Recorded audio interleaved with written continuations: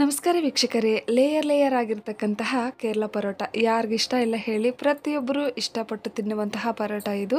ತುಂಬ ಸುಲಭವಾಗಿ ಈಸಿಯಾಗಿ ಮನೆಯಲ್ಲೇ ಪ್ರಿಪೇರ್ ಮಾಡ್ಕೋಬೋದು.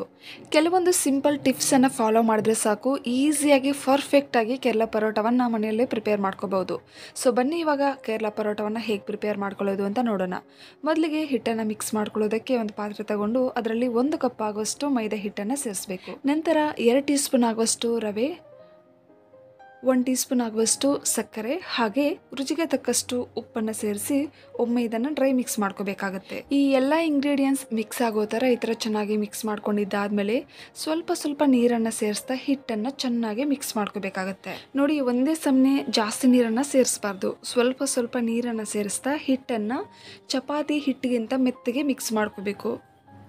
ನೋಡಿ, ಹಿಟ್ಟನ್ನು ಚೆನ್ನಾಗಿ ಮಿಕ್ಸ್ ಮಾಡಿದ್ದಾದಮೇಲೆ ಇದರಲ್ಲಿ 1 ಟೇಬಲ್ ಸ್ಪೂನ್ ಆಗುವಷ್ಟು ಆಯಿಲನ್ನು ಸೇರಿಸಿ ಮತ್ತೊಮ್ಮೆ ಈ ಥರ ಚೆನ್ನಾಗಿ ಮಸಾಜ್ ಮಾಡಬೇಕಾಗುತ್ತೆ.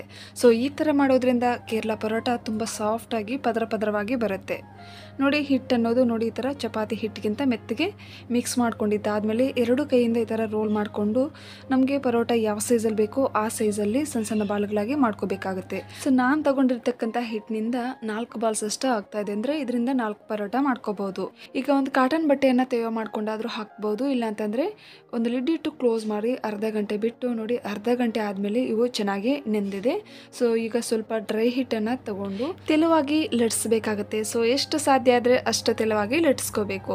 ನೀವೇನಾದರೂ ಆಯಿಲನ್ನು ಸೇರಿಸಿ ಲಟ್ಸ್ಕೊಂಡ್ಬಿಟ್ರೆ ಸೊ ಪ್ಲಾಸ್ಟಿಕ್ ಥರ ಹಿಗ್ತಾ ಇರುತ್ತೆ. ಹಾಗಾಗಿ ಡ್ರೈ ಹಿಟ್ಟನ್ನು ಸೇರಿಸಿ ನೋಡಿ ಈ ಥರ ಎಷ್ಟು ಸಾಧ್ಯ ಆದರೆ ಅಷ್ಟು ತೆಳುವಾಗಿ ಲಟ್ಸ್ಕೊಂಡಿದ್ದಾದಮೇಲೆ ಈಗ ತುಪ್ಪ, ಆಯಿಲ್, ಬಟರ್ ಇದು ಯಾವುದ್ರಲ್ಲಾದರೂ ಒಂದನ್ನು ತಗೊಂಡು ನೋಡಿ ಈ ಥರ ಚಪಾತಿಗೆ 4 ಕಡೆ ಚೆನ್ನಾಗಿ ಅಪ್ಲೈ ಮಾಡ್ಕೋಬೇಕಾಗುತ್ತೆ. ಸೊ ತುಪ್ಪ ಅಥವಾ ಬಟರ್ ತಗೊಂಡ್ರೆ ಕೇರಳ ಪರೋಟ ತುಂಬ ಚೆನ್ನಾಗಿ ಬರುತ್ತೆ. ಈಗ ನೋಡಿ 4 ಕಡೆ ಅಪ್ಲೈ ಮಾಡಿದ್ದಾದಮೇಲೆ ಸ್ವಲ್ಪ ಡ್ರೈ ಹಿಟ್ಟನ್ನು ಸೇರಿಸಿ ಇದನ್ನು ಸಣ್ಣಗೆ ಕಟ್ ಮಾಡ್ಕೋಬೇಕಾಗತ್ತೆ. ಸೊ ನೀವು ಚಾಕುವಿಂದ ಬೇಕಾದರೂ ಕಟ್ ಮಾಡ್ಕೋಬೋದು, ಇಲ್ಲಾಂತಂದರೆ ಈ ಥರದ್ರಲ್ಲಾದರೂ ಕಟ್ ಮಾಡ್ಕೋಬೋದು. ಎಷ್ಟು ತೆಳುವಾಗಿ ಕಟ್ ಮಾಡಿಕೊಂಡ್ರೆ ಅಷ್ಟು ಲೇಯರ್ಸ್ ಬರುತ್ತೆ. ಸೊ ದಪ್ಪವಾಗಿ ನಾವು ಕಟ್ ಮಾಡಿಕೊಂಡ್ರೆ ದಪ್ಪ ಲೇಯರ್ಸ್ ಬರುತ್ತೆ, ಸಣ್ಣಗೆ ಕಟ್ ಮಾಡಿಕೊಂಡ್ರೆ ಸಣ್ಣ ಲೇಯರ್ಸ್ ಆಗಿ ಬರುತ್ತೆ.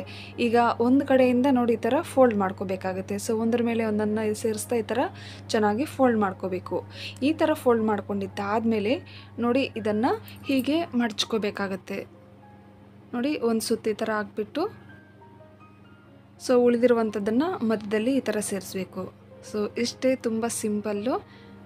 ನೋಡಿ, ಈಗ ಸ್ವಲ್ಪ ಡ್ರೈ ಹಿಟ್ಟನ್ನು ತಗೊಂಡು ಈ ಥರ ಸ್ಪ್ರಿಂಕಲ್ ಮಾಡಿಕೊಂಡು ನೋಡಿ ಹೀಗೆ ನಿಧಾನವಾಗಿ ರೋಲ್ ಮಾಡ್ಕೋಬೇಕಾಗುತ್ತೆ. ತುಂಬ ಪ್ರೆಸ್ ಮಾಡಿ ರೋಲ್ ಮಾಡ್ಕೋಬಾರ್ದು. ನೋಡಿ, ಚಪಾತಿಗಿಂತ ಸ್ವಲ್ಪ ಮಂದವಾಗಿ ರೋಲ್ ಮಾಡ್ಕೋಬೇಕಾಗತ್ತೆ. ಇಲ್ಲಿ ನೀವು ನೋಡ್ತಿರ್ಬೋದು, ಸೊ ಲೇಯರ್ ಥರ ಹಾಗೇ ನಮಗೆ ಕಾಣಿಸ್ತಾ ಇದೆ. ಸೊ ಇದನ್ನು ಬೇಯಿಸ್ಕೊಂಡ್ರೂ ಇದೇ ಥರನೇ ಬರುತ್ತೆ. ಸೊ ಇಲ್ಲಿ ನೀವು ನೋಡ್ತಿರ್ಬೋದು ಎಷ್ಟೊಂದು ಪರ್ಫೆಕ್ಟಾಗಿ ಬಂದಿದೆ ಅಂತ. ಸೊ ಈಗ ಇದನ್ನು ನಾವು ಬೇಯಿಸ್ಕೊಳ್ಳೋಣ. ನಾನು ಮೊದಲೇ ತವಾ ಬಿಸಿ ಆಗೋದಕ್ಕೆ ಇಟ್ಟಿದ್ದೀನಿ. ಸೊ ತವಾ ಬಿಸಿ ಆಗಿದೆ. ಈಗ ಪರೋಟವನ್ನು ಸೇರಿಸಿ ನೋಡಿ, ಒಂದು ಕಡೆ ಈ ಥರ ಬಬಲ್ ಬಂದಿದ್ದಾದಮೇಲೆ ಈಗ ಮತ್ತೊಂದು ಕಡೆ ಇದನ್ನು ಉಲ್ಟಾ ಮಾಡ್ಕೋಬೇಕು. ಸೊ 2 ಕಡೆ ಸ್ವಲ್ಪ ಬೆಂದಿದ್ದಾದಮೇಲೆ ತುಪ್ಪ ಅಥವಾ ಬಟರ್ ಅಥವಾ ಆಯಿಲನ್ನು ಸೇರಿಸಿ ನೋಡಿ 4 ಕಡೆ ಈ ಥರ ಚೆನ್ನಾಗಿ ಅಪ್ಲೈ ಮಾಡ್ಕೋಬೇಕಾಗತ್ತೆ. ಸೊ ಒಂದು ಕಡೆ ಈ ಥರ ಅಪ್ಲೈ ಮಾಡಿದ್ದಾದಮೇಲೆ ಮತ್ತೊಂದು ಕಡೆ ಉಲ್ಟಾ ಮಾಡಿ ಸೊ ಮತ್ತೊಂದು ಕಡೆನೂ ಸ್ವಲ್ಪ ತುಪ್ಪ ಅಥವಾ ಬಟರ್ ಅಥವಾ ಆಯಿಲನ್ನು ಸೇರಿಸಿ 4 ಕಡೆ ಈ ಥರ ಚೆನ್ನಾಗಿ ಸ್ಪ್ರೆಡ್ ಮಾಡಿಕೊಂಡು ಚೆನ್ನಾಗಿ ಬೇಯಿಸ್ಕೋಬೇಕಾಗತ್ತೆ. ನೋಡಿ, ಹೋಟೆಲ್, ಸ್ಟ್ರೀಟ್, ರೆಸ್ಟೋರೆಂಟ್, ಡಾಬಾಗಳಲ್ಲಿ ತುಂಬ ಆಯಿಲನ್ನು ಯೂಸ್ ಮಾಡ್ತಾರೆ. ಸೊ ನಾವು ಕಡಿಮೆ ತುಪ್ಪ, ಕಡಿಮೆ ಆಯಿಲಿಂದ ಇದನ್ನು ಪ್ರಿಪೇರ್ ಮಾಡ್ಕೋಬೋದು.